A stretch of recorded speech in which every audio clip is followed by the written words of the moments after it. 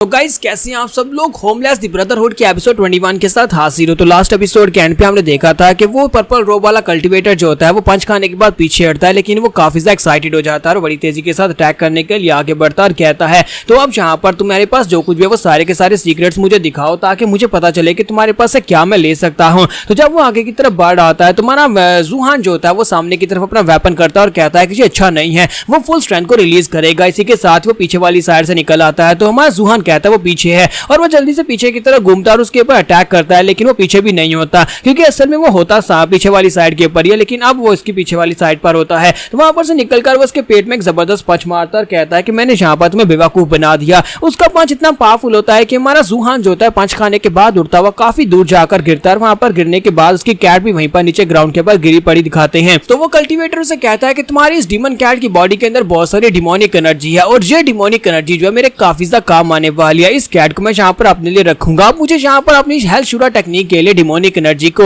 Absorb करने की झंझट से जान छूट जाएगी क्योंकि अब मैं यहाँ पर इस कैट को अपने पास रखने वाला हूँ। साथ ही वो आगे बढ़ता और कहता है कि और ऊपर से यहाँ पर मेरे पास एक बहुत ही खूबसूरत लड़की भी है जिसके साथ में मजे करने के बाद इस लड़की को मार डालूंगा। अब मिशन तो मिशन है क्योंकि मेरा मिशन यहाँ पर तुम्हें मारने का था, इसी वजह से अब यहाँ पर तुम्हें मरना ही होगा। और इसी के साथ ही वो आगे बढ़ता है। जैसे ही जाकर मिस जी के ऊपर हाथ डालने लगता है पीछे से जबरदस्त एनर्जी निकलती है। तुम्हारा जूहान जो था वहां पर अपनी पावरफुल एनर्जी को रिलीज करता है तो उसकी बॉडी से डिमोनिक एनर्जी निकल रही होती है। ये देखकर पर्पल रोब कल्टीवेटर कहता है कि ऐसा कैसे हो सकता है कि तुम तो अभी यहाँ पर कल्टीवेशन के फर्स्ट लेवल पर हो, फिर तुम्हारी बॉडी से सेकंड लेवल की पावर्स कैसे निकल रही हैं। फैंगलिन बड़ी तेजी के साथ अपनी तलवार लेकर उसके ऊपर अटैक करने के लिए उसके करीब पहुंच जाता है और वहां पर करीब पहुंचने के बाद अपनी तलवार से जब अटैक करता है तो वो कल्टीवेटर अपने दोनों बाजू सामने करते हुए उसके अटैक को ब्लॉक करने की कोशिश करता है क्योंकि वो एक फिजिकल कल्टीवेटर है। उसे लगता है कि वो अपने बाजुओं के साथ उसके अटैक को ब्लॉक कर लेगा, लेकिन जैसे ही वो तलवार जो होती है उसके बाजू के साथ टकराती है उस पर्पल रोब कल्टीवेटर को समझ आ जाती है कि यहाँ पर जो तलवार बहुत ज्यादा पावरफुल है। तो वह हमारा जूहान जैसे वहां पर थोड़ा सा जोर लगाता है तो उसके दोनों बाजू वहां पर कट जाते हैं।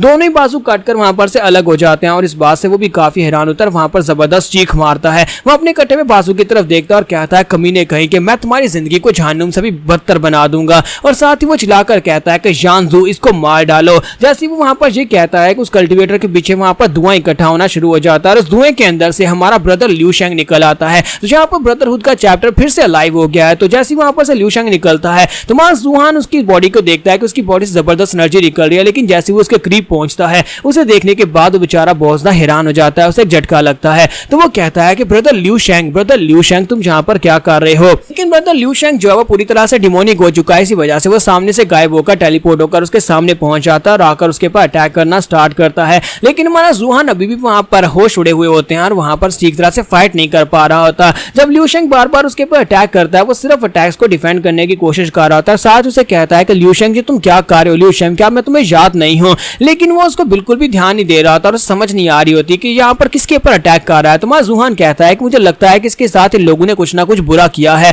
गूलिंग ट्रायल के अंदर ये मुझे छोड़कर चला गया था, इसने 10 सर मेरे पास रखे और मेरी बेल बजाकर वहां पर से चला गया, लेकिन आखिर इस बेचारे के साथ ये सब कुछ कैसे हुआ, मेरा ब्रदर यहाँ पर इस हालत में कैसे पहुंचा। मुझे लगता है कि हेल्शूरा क्लैन के लोगों ने इसके साथ ये सब कुछ किया है। अब इसके अंदर इंसानियत नाम की कोई चीज बची ही नहीं। लगता है कि इसको डीमन में बदल दिया क्या है जिसकी वजह से ये सिर्फ और सिर्फ इंस्टिंक्ट्स के साथ ही अटैक कर रहा है। अगर मैं यहाँ पर इसको याद भी दिलाता हूँ तब भी कोई फर्क नहीं पड़ने वाला, लेकिन मैं अपने ब्रदर लिू शेंग को यहाँ पर नहीं मार सकता। और इसी के साथ ही दिखाता है कि वो उसके ऊपर अटैक करने के लिए अपना पंजा लेकर आगे बढ़ता है। तो हमारा जूहान अपनी तलवार को छोड़ देता है। अपनी तलवार को छोड़ने के साथ ही वो उसके सामने खड़ा हो जाता है। ये देखने के बाद मिस जी काफी हैरान होती है, जबकि पर्पल रोब कल्टीवेटर कहता है कि लगता है कि तुम्हें समझ आ गया कि तुम मरने वाले हो। तो जैसे ही जूहान उसके ऊपर जैसे ही लिू शेंग उसके ऊपर अटैक करता है तो जूहान उसके पंजे में अपना पंजा डालता है, उसे वहां पर ब्लॉक कर लेता है और उसे कहता है कि शेंग जी तुम क्या कर रहे हो, मैं हूं तुम्हारा दोस्त जूहान। जैसे वो बार बार चिल्लाकर उसे कहता है कि मैं जूहान हूं तो लिू शेंग को वहां पर वो नाम याद आता है। वो कहता है जूहान। तुम्हारा जूहान कहता है कि हाँ मैं तुम्हारा दोस्त जूहान हूं, क्या तुम्हें याद नहीं है हम दोनों ने हेल्शूरा क्लैन को ज्वाइन किया था और वहां पर शुरुआत में दोनों ने इकट्ठे ट्रेनिंग की थी। उसके बाद गूलिंग ट्राई में हम दोनों एक साथ थे, लेकिन उस वक्त तुम मुझे पास करवाकर वहां पर से कहीं पर गायब हो गए थे। मैं तब से यहाँ पर तुम्हें ढूंढने की कोशिश कर रहा हूँ। मेरे ब्रदर मैं इस बात से बहुत ज्यादा खुश हूँ कि तुम अभी तक जिंदा हो, लेकिन तुम्हारे साथ ये सब कुछ कैसे हुआ।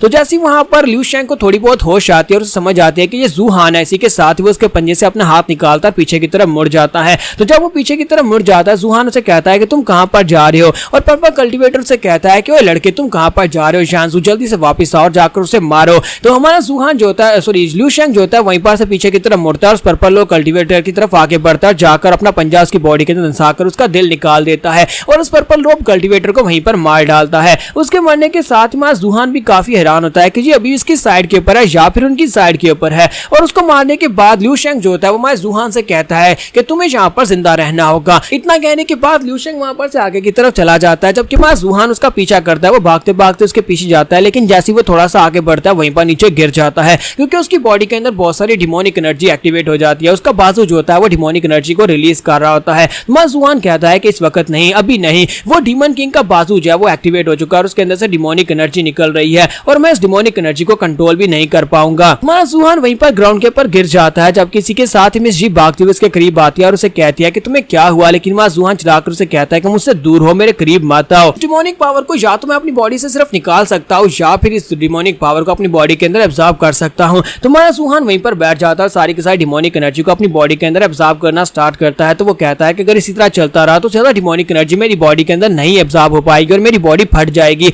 इसी के साथ उसे याद आता है कि मास्टर ने मुझे यहाँ पर ग्रेट इवोल्यूशन स्वर्ड डार्ट सिखाई थी, जिसका सीड इस वक्त मेरी बॉडी के अंदर है। मास्टर ने वो सीड मेरी बॉडी के अंदर डाला था। अगर मैं इस डिमोनिक एनर्जी को सीड के साथ कवर कर देता हूँ, यानी डिमोनिक एनर्जी को सीड को डिमोनिक एनर्जी के साथ कवर कर देता हूँ, तो हो सकता है कि मैं यहाँ पर उस सीड को इसकी वेसल बना दूं, डिमोनिक एनर्जी उसके अंदर स्टोर हो जाए। जूहान कहता है कि ये सिर्फ और सिर्फ एक्सपेरिमेंट होने वाला है, लेकिन मुझे लगता है कि मैं ये कर सकता हूँ। और इसी के साथ वो डिमोनिक एनर्जी को अपनी बॉडी के अंदर एब्जॉर्ब करता है ताकि वो उस सीड को पूरी तरह से डिमोनिक एनर्जी के साथ कवर कर सके। तो जैसे ही वहां पर डिमोनिक एनर्जी उसकी बॉडी के अंदर एब्जॉर्ब होना शुरू होती है और उस सीड के ऊपर स्ट्रेन उसकी बनना स्टार्ट होती है, तो आसपास से सारी की सारी डिमोनिक एनर्जी उसकी बॉडी के अंदर चली जाती है और वहां पर उस सीड की तरफ दिखाता है कि डिमोनिक एनर्जी उसके इर्द गिर्द लिपट जाती है, जिसकी वजह से उसके ऊपर लाइनें पड़ जाती हैं। तो माए जूहान के मुंह से वहां पर ब्लड निकल रहा था क्योंकि वो ब्रेक थ्रू करने की कगार पर पहुंच जाता है और साथ ही उसकी बॉडी के अंदर जबरदस्त एनर्जी रिलीज होती है। तो उसका जो डिमोनिक सीड होता है वहां पर उसकी जड़ें निकलती हैं और साथ उसके अंदर से एक छोटी सी कॉम्पल निकलती है, यानी एक छोटा सा पत्ता निकल आता है। जैसे वो पौधा वहां पर निकलता है तो इसी के साथ ही दिखाते हैं कुल्लून का सीन दिखाते हैं। कुल्लून जहां पर एक जगह जिसे गार्ड करने के लिए एक एल्डर बैठा होता है, तो एल्डर वहां पर बड़े आराम से बैठकर उस एरिया को गार्ड कर रहे होते हैं, लेकिन साथ उनकी भी आंखें खुलती है और आसमान के ऊपर से उन्हें जबरदस्त एनर्जी महसूस होती है। वहां पर बहुत सारा धुआं इकट्ठा होता है और उस धुएं के अंदर से दो बड़ी बड़ी आंखें खुलती है। तो ये हीवंस होती हैं, जो हीवन जो होती हैं ऊपर से देख रही होती है कि कोई यहाँ पर कोई ऐसा काम कर रहा है जो कि हीवंस की मर्जी के खिलाफ हो रहा है। वो जो हीवनली मास्टर ऊपर से अपीयर होता है वो कहता है कि आज से 17 साल पहले यहाँ पर एक इवल बीस्ट ने मेरे हीवनली प्लान को स्पॉइल कर दिया था और मेरी कैलकुलेशंस को गलत कर दिया था, और आज 17 साल के बाद फिर से यहाँ पर एक इवल बीस्ट दोबारा से जिंदा हो गया है और उसने यहाँ पर अपने सीड को इवल सीड बना दिया और वो यहाँ पर राइज हो रहा है और उसकी रूट्स निकल चुकी हैं और साथ उसके अंदर से पौधा भी निकल आया। मैं ऐसा नहीं होने दे सकता। और इसी के साथ ही वो हीवनली जो मास्टर होता है, हीवनली मास्टर वहां पर ऊपर से थंडर ट्रैबुलेशंस फेंकना स्टार्ट करता है। तो यहाँ पर हम लोग अपने एपिसोड 21 का एंड करेंगे। नेक्स्ट एपिसोड में देखेंगे क्या हमारा जूहान यहाँ पर थंडर ट्रैबुलेशंस को फेस कर पाएगा और क्या ब्रेक थ्रू करने के बाद और भी ज्यादा पावरफुल बन पाएगा या नहीं। एपिसोड की एक्सप्लेनेशन अच्छी लगी है तो कमेंट करके जरूर बताइएगा। वीडियो को लाइक करना मत भूलिएगा। Thank you.